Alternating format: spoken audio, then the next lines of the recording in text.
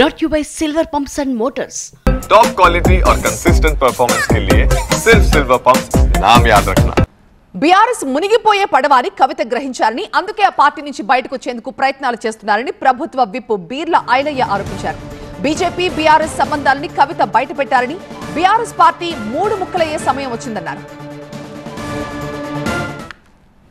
BRS మునిగిపోయే పడవని తెలిసి కవిత గారు మునిగిపోయే పడవలని ఎందుకు ఉండాలి అని చెప్పి బయటికి దుంకే ప్రయత్నం చేస్తుంది కవిత గారు.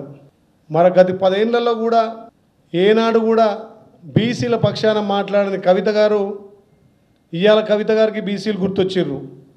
బీజేపీ తోటి మీకున్నటువంటి సంబంధాన్ని కవిత గారు బయటపెట్టిర్రు.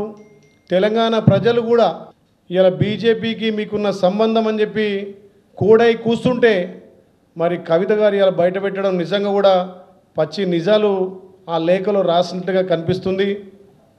గొడవలు వచ్చినాయి. కల్వకుంట్ల కుటుంబం సార్ ఇదిగోండి నా రెసిగ్నేషన్. ఎందుకు? నేనే జాబ్స్ ని క్రియేట్ చేసి బాస్ అవ్వాలనుకుంటున్నాను. ఎలా? బాస్ వాలా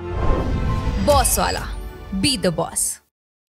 బీఆర్ఎస్ పార్టీ 3 ముక్కలుగా విడిపోయే సమయం ఆసన్నమైంది కాబట్టి ఆ పార్టీలో నేను ఇముడలేనని చెప్పి బయటికి వస్తున్న తరుణంలో కవిత గారు నిజాలు చెప్పినట్టుగా ఇలా గుర్తొస్తున్నాయి.